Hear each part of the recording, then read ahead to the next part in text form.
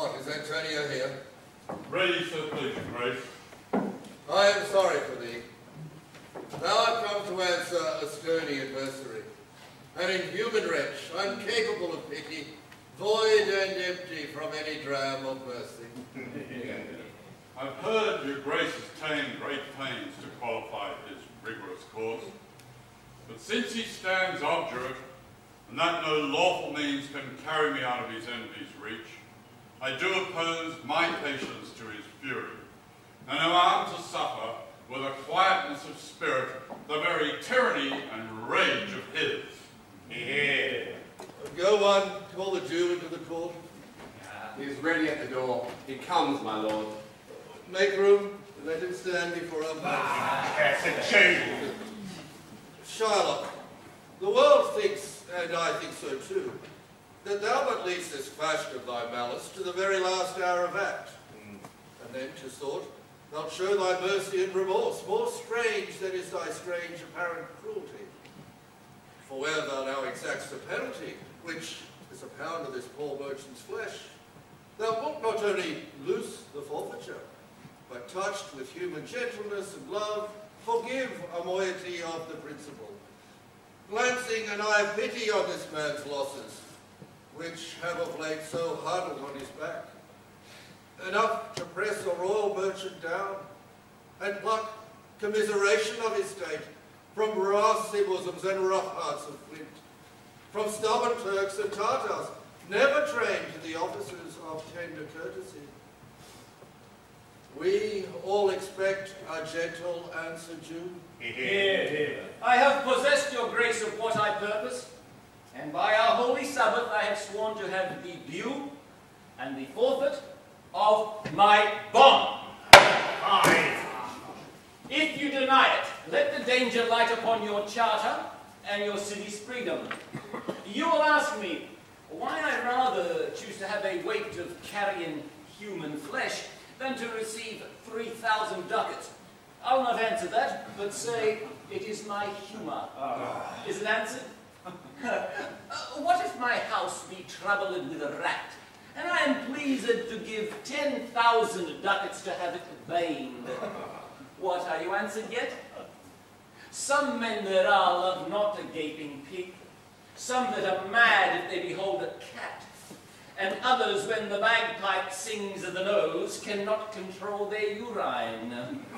For affection, masters of passion, sways it to the mood of what it likes and what it loathes. Now, for your answer. As there is no firm reason to be rendered why he cannot abide a gaping pig, why he a harmless, necessary cat, and why he a woolen bagpipe, but of course must yield to such inevitable shame as to offend, himself being offended.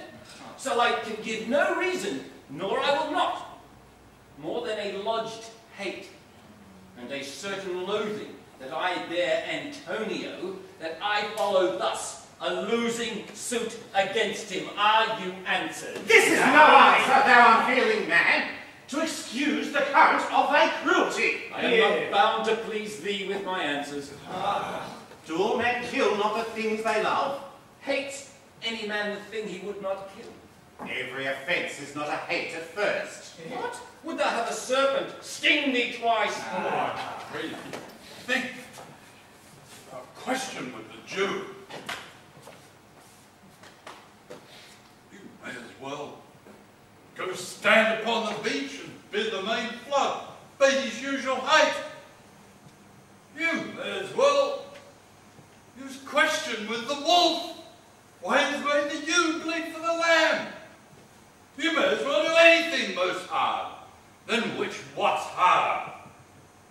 Jewish art.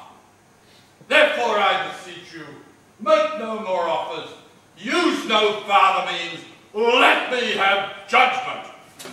For thy 3,000 ducats, here is 6. If every ducat in 6,000 ducats were in 6 parts and every part a ducat, I would not draw them, I would have my bond. And how shalt thou hope for mercy, rendering none? What judgment shall I dread, doing no wrong? You have among you many a purchased slave, which, like your asses, your dogs, and your mules, you use in abject and in slavish hearts because you bought them. Shall I say to you, let them be free. Marry them to your heirs. Why sweat they under burdens? Let their beds be made as soft as yours, be their palates seasoned with such viands. You will answer, the slaves are ours. So do I answer you.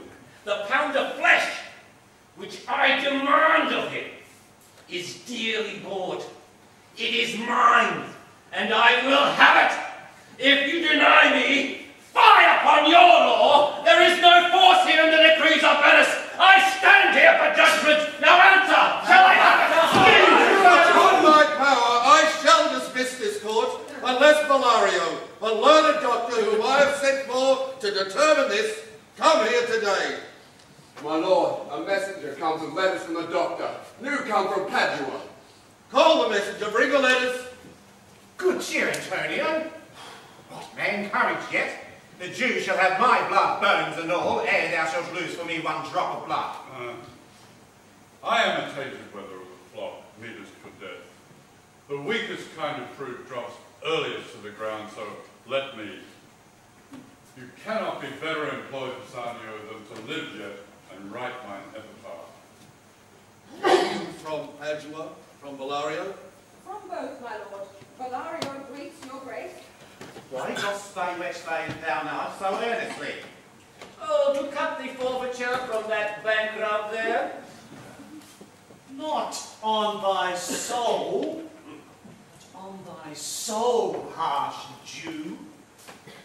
Thou makest thy knife keen, but no metal can, no, not the hangman's axe, bear half the keenness of thy sharp envy.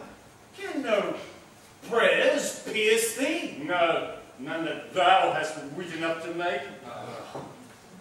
Oh, be thou damned and execrable dog, and for thy life let justice be accused. Thou almost make me waver in my faith. To hold opinion with Pythagoras that the souls of animals infuse themselves into the trunks of men. Thy currish spirit governed a wolf, who hanged for human slaughter, even at the gallows of his fell soul fleet, and while thou liest in thou unhallowed dam, infused itself in thee. For thy desires are wolfish, bloody, starved, and ravenous! Yeah. Till thou canst rail the seal from off my bond, thou offendest thy lungs to speak so loud. Repair thy wit, foolish youth, or it will fall to cruelest ruin. I stand here for law! This letter from Bellario doth commend a young and learned doctor to our court. Where is he? And he attendeth here hard by, to know your answer whether you'll admit him.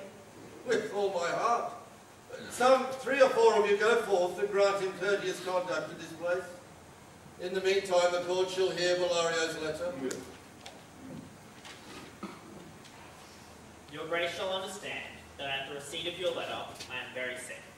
But in the instant that your messenger came, in loving visitation was with me a young doctor of Rome. His name is Balthazar.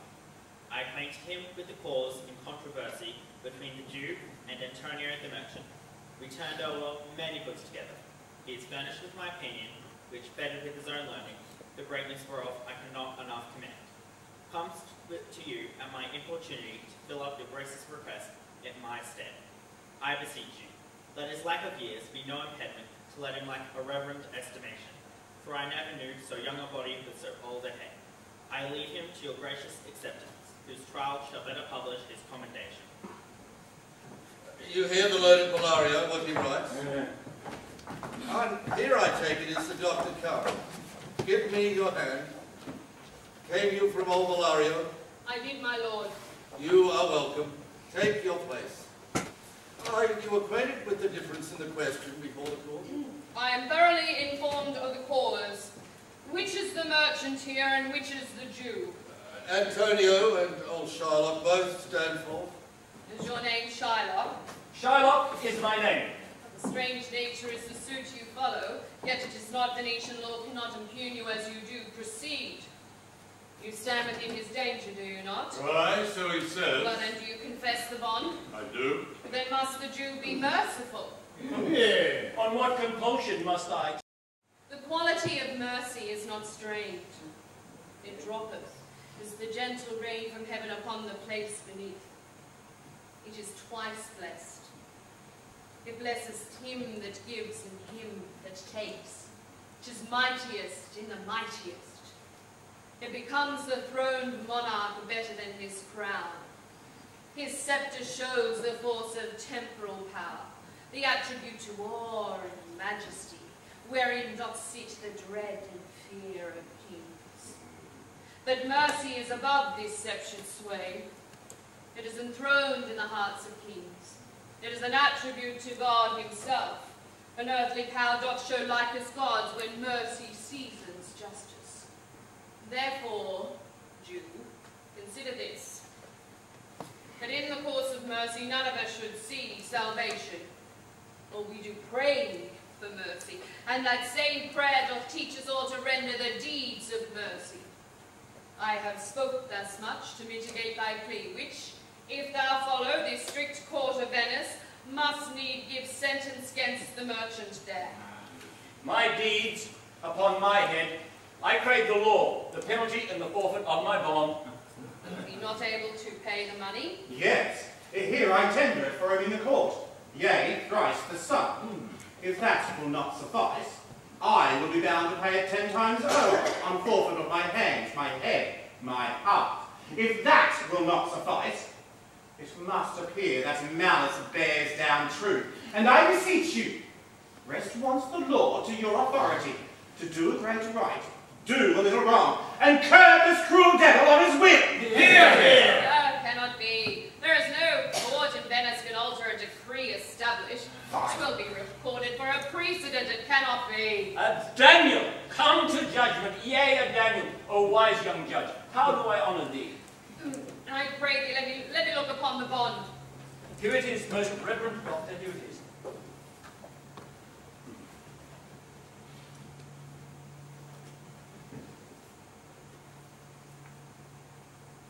Shylock, there's thrice the money offered thee. An oath, an oath. I have an oath in heaven. Shall I lay perjury upon my soul? No, not for Venice.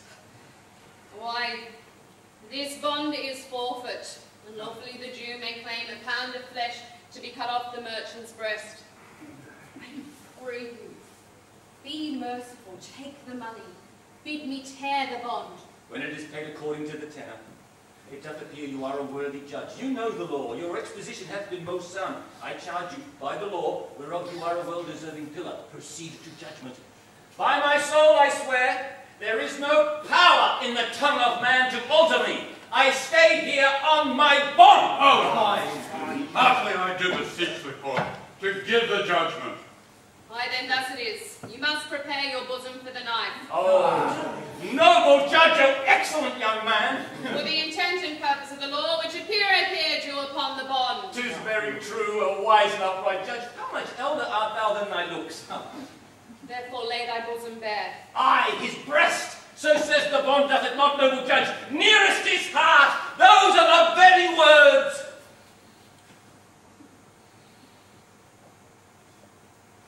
Lay thy bosom bare. Are there balance here to weigh the flesh? I have them ready. Oh. Have you, Shylock, by your charge some surgeon nearby to stop the bleed, lest he bleed to death? Is it so nominated in the bond? It is not expressed, but what of that for good you do for charity? I cannot find it. Not in the bond. You merchant, have you anything to say? But little. Give me your hand, Sanio. Fare you well. Grieve not that I am fallen to this view, for herein fortune shows herself more kind than is her custom.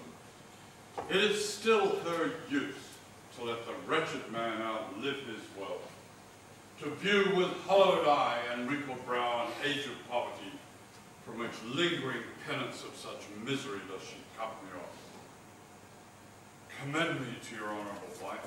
Tell her the process of Antonio's end, that he repents not that he pays your sin. For if the Jew do cut but deep enough, pay it instantly with all my heart. Antonio, I am married to a wife which is as dear to me as life itself. Life itself, my wife, and all the world are not with me. Esteem it above thy life. I would lose all. I sacrifice them all to deliver you from this devil. Your wife would give you little thanks for that if she would hear you make that offer. I have a wife who I protest I love.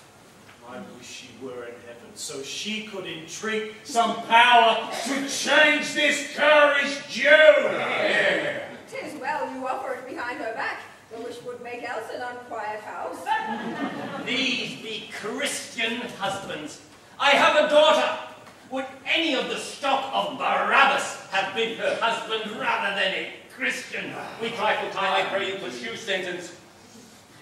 A pound of that same merchant's flesh is thine. The court awards it, and the law doth give it. Most rightful judge. And you must cut the flesh from off his breast. The law awards it, and the court doth give it. Oh, learned judge, a sentence come. Prepare.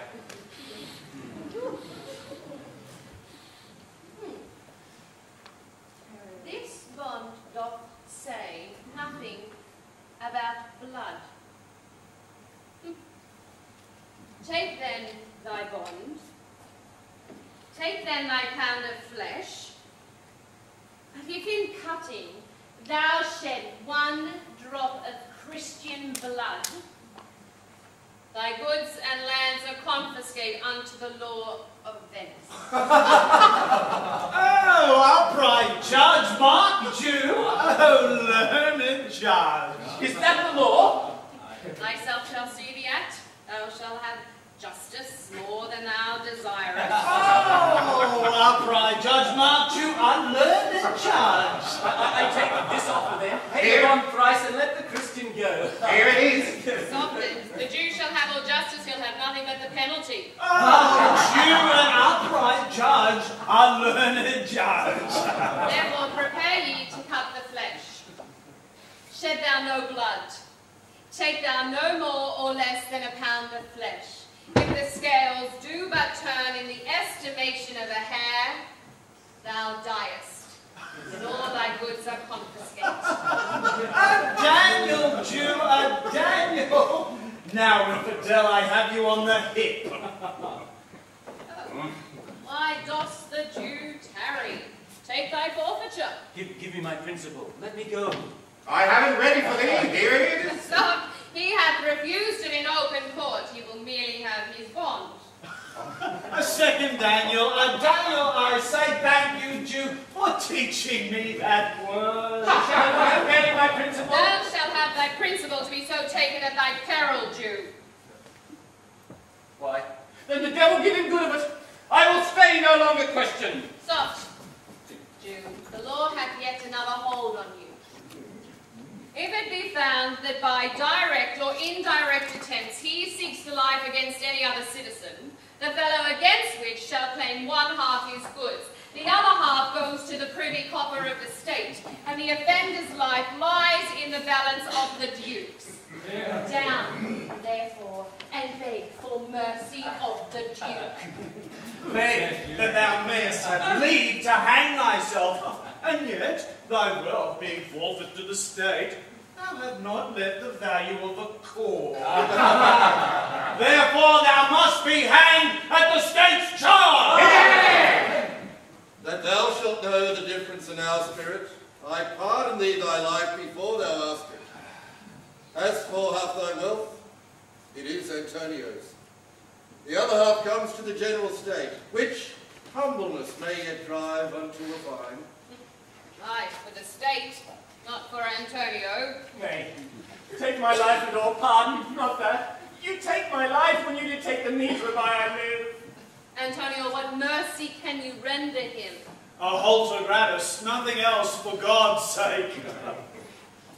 So please, my lord the Duke and all the court, to quit the fine for one half his goods, I am content.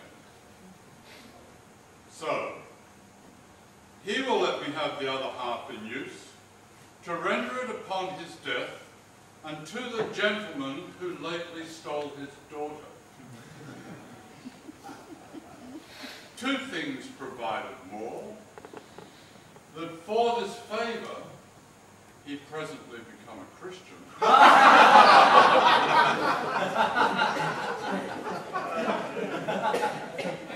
And the other, that he do record here in the court a gift of all he dies possessed unto his son, Lorenzo, and his daughter. He shall do this, or else I do recant the pardon that I late pronounced here. Art thou contented, Jew? What dost thou say? I am content. Clerk, draw a deed of gift. I pray you give me leave to go from hence. I am not well. I send the deed after me, house. Get thee gone, but do it. In christening, shalt thou have 2 godfathers.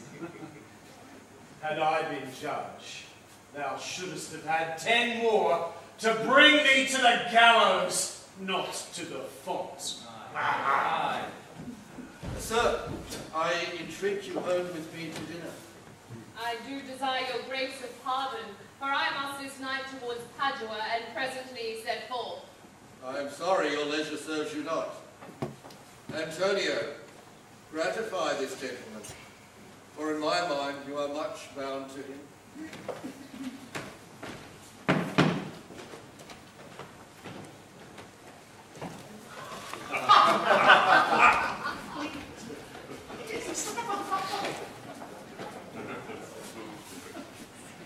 Most worthy gentlemen, I and my friend have been this day acquitted of grievous penalties, in lieu whereof 3,000 ducats due unto the Jew. We freely cope your courteous pains withal. And stand indebted over and above in love and service to you evermore. He is paid, and I am satisfied. Never was my mind more mercenary. I pray you know me when we meet again. Fare ye well. Dear sir, of course you attempt me further. Take some remembrance of us as a tribute.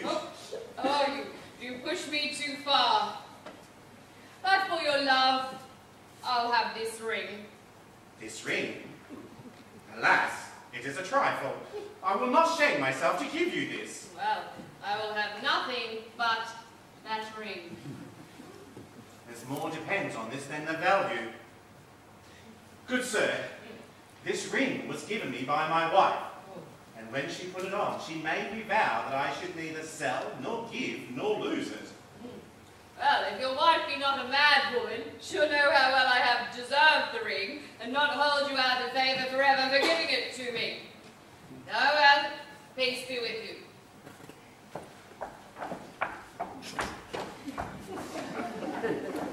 Sire, name up the ring. Then its deservings of my love be all be valued against your wife's commandment. Go, Graciano, run and overtake him. Give him the ring. Away, make haste. Come, you and I will thither presently, and in the morning early will we both fly towards Belmont. Come, Antonio.